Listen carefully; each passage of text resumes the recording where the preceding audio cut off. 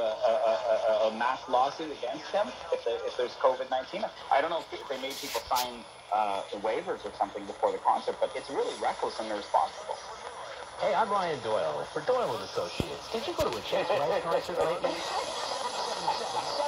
777-777, and I'll help you out.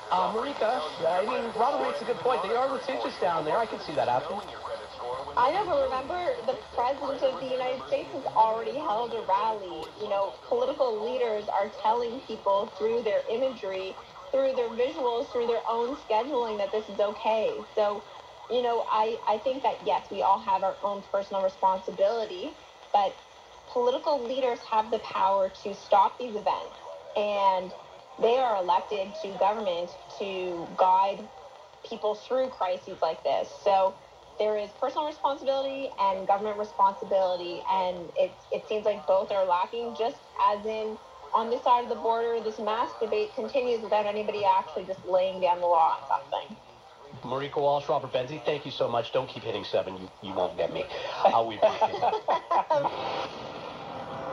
We'll be right back with more of this encore presentation of The Rush with Ryan and Jay. News Talk 1010. This is Toronto's breaking news, traffic and weather. In-depth radio, News Talk 1010, CFRB AM, an iHeart radio station. Your 12 o'clock news starts now. I'm Claude Fade. Toronto police, with the aid of York Regional Police, have arrested a suspect wanted in the fatal stabbing of a Toronto man last week. An altercation near Wellesley and Ontario Streets late last Thursday night, just after 11:30, left a 30-year-old man, Stephen Anton Knights Roberts, suffering from life-threatening injuries. He eventually died later in hospital.